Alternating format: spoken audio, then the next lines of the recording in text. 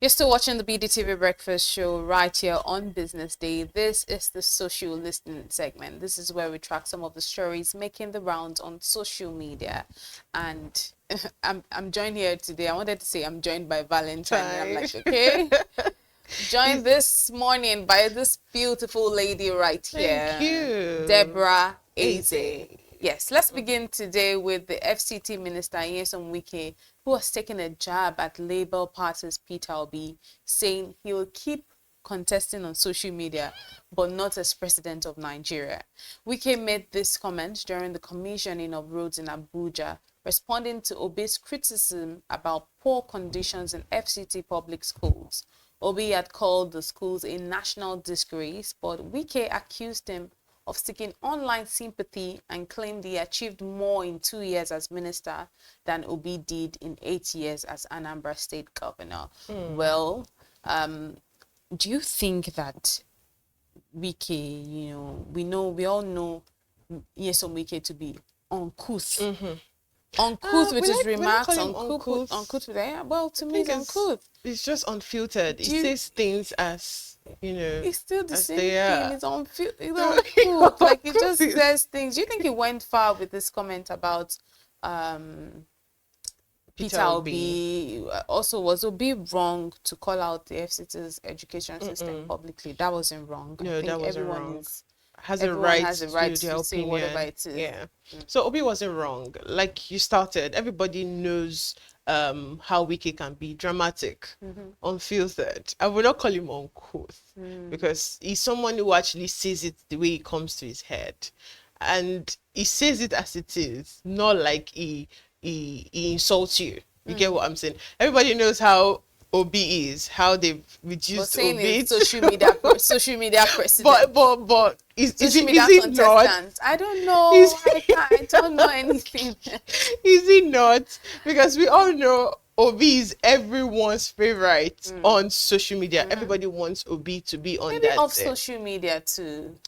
I think it's more on social media. Like you see people like clamoring for people it. are not voting. Do you think if we have like an election, another election like right now, do you really see Obi winning the election with the way people actually? With the way elections are in Nigeria, we know that things get rigged. Because if I remember last elections, everyone was saying they're voting, Obi, voting, Obi. I mean, I won't say why I voted, but you come out and then we know the drama that goes on behind the scenes in terms of rigging. So when we are talking about the final winners in the final winners in elections in Nigeria, it's beyond the votes. But I really don't think Wike did anything that is not about himself. But one thing about this conversation, it just highlights how that's the government, they're all about clapbacks. If you notice, it's not just about Wike. When one opposition party or someone doesn't align with whatever it is they're doing, comes out to say something about it, they always look for a clapback, something to actually like use to attack the person, not addressing the issue. I feel like Wike would have just addressed the whole school issue and giving fact as to why what he's saying does not align with what was actually like going on at that point, and not trying to like clap back. It was actually an epic clap back. I like Wike's. I don't know. You love bad things. I love Wike's clap back. So I think he would have just addressed the issue. That's how people in other clans do. When I say, oh, this is not black, it's looking like black, you tell me why you think it is black and why you're actually putting on black, not saying, and you say it's black now because you are tall like something that I don't know. I don't know if you get what I'm saying. So the government, especially in Nigeria, they are used to clapbacks and not addressing the main issue when people actually state what they really feel about, whatever it is. So well, let's see how Nigerians are reacting to this comment. But you look at that picture, they actually look alike there. I think people look alike when they start growing old. Really? Yes. I've never heard of that. Are you sure it's not the picture, the fact that they are putting on side by side on the same thing? Side by side, because I don't see. Do you think if you put a picture of Peter Obi and President Bola Tinubu, will you say they're looking alike? They're like growing older. Okay. Well, let's see some of the reactions on social media and see how Nigerians are reacting to it. I trust Mr. Obi. He won't even say anything to that.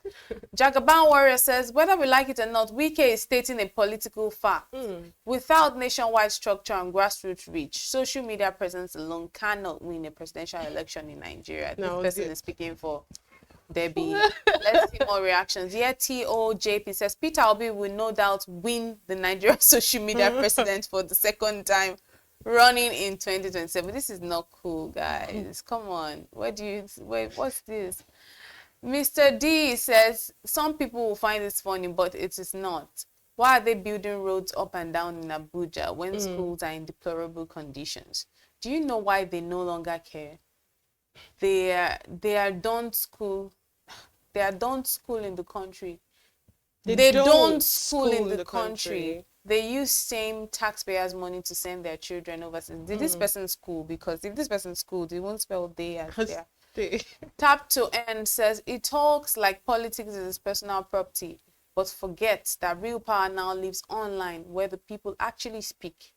They may not agree, but its influence among the youth scares politicians more than any election result. I agree with that. Point, actually. Whatever the case is, Obi has said what he said. It doesn't take away the fact that, yes, I mean, what needs to be done in FCT needs to be done, and what's not being done is not being done. I mean, look at, that's literally the capital of Nigeria, and there's so much. Was that not where armed robbers, went on a robbery spree and attack spree in a supposed secure neighborhood? It's not. There are not things happening in other places. Not even in a ghetto. Yeah. Like in a secure neighborhood. So let's face the fact and just talk about it when it needs to be done. If someone addresses something that needs to, let's stop trying to now bring up one thing that you feel like is a clap back and address is this thing true or not. Anyway, it's what it is. Let's move now to the economy, where fuel prices are once again shaking wallets across the country. Petrol now sells for up to 1,000 naira per litre in some cities. Marketers blame supply issues and a temporary halt in loading at the Dangote refinery. The Independent Petroleum Marketers Association said that the depot operators increased prices after Dangote slowed operations due to internal restructuring and the workers' strike. NNPC has also raised its depot prices, while marketers insist that the hike is temporary and will ease when supply stabilizes. I didn't, honestly, I was hoping not to have to see fuel price increase or whatnot, especially now that it's getting to December. I'm exhausted in advance because firstly, people will come. We're going to have an influx of more people. They're already coming. They're already coming with their big head and big. They are coming. I love you guys. Oh, it's not. But the thing is, you're already seeing lots of traffic, and then I'm now seeing petrol queues going up. It just makes things tedious. For me, I just see it as deja vu moments. Why? Yes, because deja vu is when something actually feels familiar happening over and over again. It feels like something you've seen before. Yes, it keeps happening, and I am not surprised. When we see things like frail hike or scarcity in this, and then they having to like blame the regulation or the people supplying, it's the same circle. Honestly, and I don't want to see it because I want to be outside, very much outside. Wow, in this season. So that's what kind of outside? Outside. Outside is outside. No matter what type of outside it is, I really want to be outside. Or just keep your money together so that no matter how high things get, we are used to, Nigerians are very relentless people. We're used to coping with whatever situation. We find a way around it. So just gather your money. I'm very sure globally is going to be outside. Okay, we'll gather. Aren't you going to be outside? That's what I'm asking. What kind of outside are you going to be in? Because are you going to be outside? We're actually outside, even before the outside. So yes. Okay, let's see all the reactions on social media and see how Nigerians are reacting to this conversation. Nightmare of Corruption says, Ken Wiwa says Nigerians will continue to suffer until they learn to protest against bad government. Silence emboldens the criminals in power. They fear people power, and any day the people rise up, justice will be done to the criminals ruining Nigeria. Word. Mickey Moose says thanks to Pengasan for their selfish strike that disrupted flow of crude to Dangote refinery. Thanks again. More reactions. Do you want to take that one? Yeah, we have that's from 40s, and he said fuel subsidy is God. Nigerians are not going to move on from this statement. Nigerians tolerate too much nonsense from those parading themselves as leaders. And the final reaction reads Tap to End says they said subsidy removal would bring competition and reduce prices. Now we're buying fuel like luxury perfume. The truth is, there's no real deregulation. It's just monopoly with government's blessings. Ordinary Nigerians are suffering while the same people who made the policies still fill their tanks for free. And honestly, that's the painful part of this. You know, they said it like the ordinary people are suffering, but then 36 people are the ones enjoying. 36 people, that's saying maybe the governors or whatnot. It's really, it's a sad situation. What can we do on the show? We can only cry. Don't forget, it's not just about fuel now. Everything would go up. We're talking about food, transportation would also go up. Like I said, I'm actually tired. At this point, I don't think I've ever been pro things are going to work out. I've been pro, okay, whatever situation you find yourself, just find a way to make it work. I think that's an average Nigerian thing. Yeah, just find a way to make it work. If you know, you can see that they're warning already that petrol is going to be at 1,000. It's for you to like stock up your house before you have to like get food stuff before it gets to that point. If you have the capacity, please do. But whatever situation, whatever way it's going to be when it gets to that point, let's just find a way to make it work. And the crazy thing about this is they say that's temporary. Oh, it's going to be a temporary strike. Oh, it's going to be the scarcity is going to be temporary. But the price that it is at that temporary state would never come down when there is already supply. When you can actually distribute it to people, it would never come down. And that's just the crazy state of things. It would be quite understandable if you say, okay, it's 1,000 naira because of the whole Pengasan and Dangote rates. When they get a middle ground, it goes back or it drops. No, it's going to be at that same point. And you just wonder how people actually get to manage. But like I said, we are relentless people. So whatever we find or wherever we find ourselves, whatever situation, we find a way to make it work. And this is our resilience and that's what has been helping us when we move to other countries. Of us, because it just helps us to. It just makes us easily adapt. We just adapt, yeah. And adaptability is not the problem. It's just that sometimes fight a bit. Fight? Do you remember what the last fight led to? Which one was that? Okay. We'll talk about it on camera. Okay. All right. Let's move now.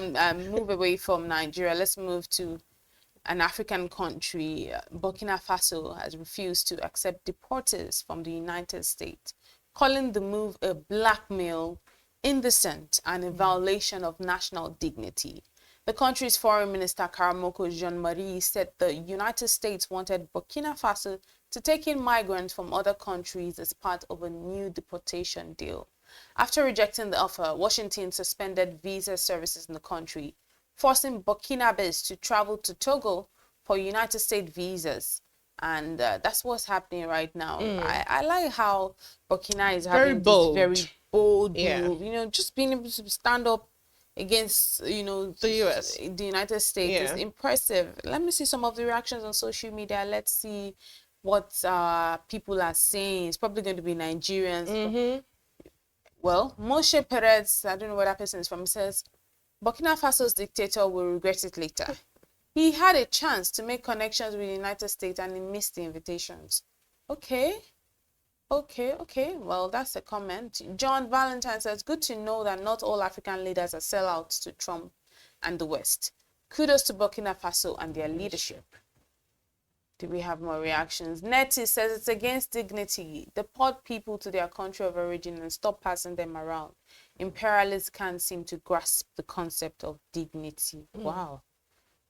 Bundy XYZ007 says Africa is not where you dump your illegal immigrants from.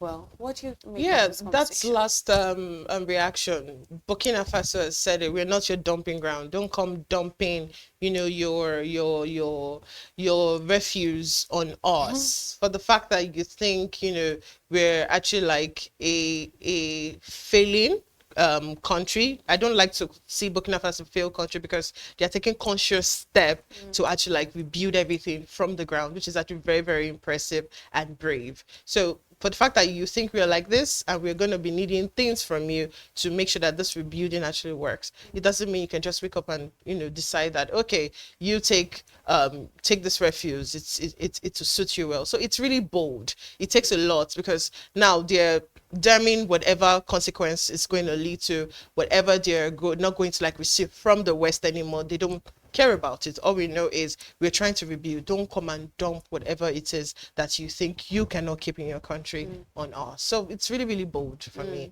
And it's very clear we are not your dumping ground. So don't treat us as one. All right. You don't see a role for global cooperation here, like just trying to cooperate with just on a global I don't basis. see it. I see it's just Trump trying to be Trump and playing his games. Take for instance, we also refused and we paid for it. It wasn't even up to a week. We got the club back. But Ghana, they accepted it. And then we saw what came with accepting, the immigrants from the US. So for me, it's not that. It's just Trump trying to like prove a point.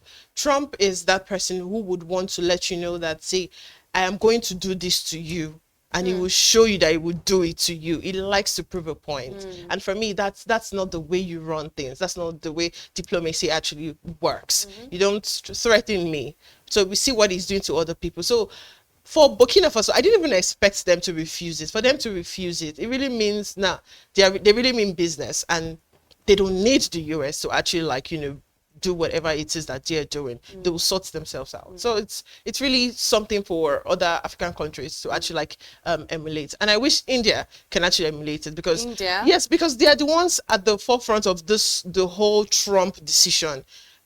When I read the news sometimes I'm like, how are they even like holding on and keep moving, because they are suffering so much from it. They're the one getting the brunt of Trump's decision. So if people countries can actually like react like Burkina Faso and Nigeria, I must give it to Nigeria because I didn't see it coming, because we're used to collecting crumbs so that we can actually like keep going. So you didn't see that? That was a shocker. It was a shocker. Nigeria really, they blew my mind. So if countries can actually like damn the consequence, because there's nothing about global diplomacy. It's Trump being Trump. And we all know how Trump can be. Trump playing the Trump card. Well, that's where we wrap it up this morning, this beautiful morning, on the social listening segment and the entire BDTV breakfast show. It's been such an interesting show. From the start of the show, we looked at the front page, we looked at the headlines, we also spoke about real estate on Business Week, and then the live entertainment scene on the big story, and now social listening segment. We've gone to Wike, politics, Wike, and Peter Obi, to, of course, this one on Burkina Faso. So it's been quite interesting, and also the fuel hike as well. It's been quite interesting, and it's been an interesting week in general. We thank you so much for sticking with us, sticking with the show, watching the show, and being a part of the the conversations we've been having here. It's been truly packed. It's been interesting so far, so good. Signing out for the week. Till next Monday. My name is Elizabeth Musa, and my name is Deborah Eze. See you on Monday.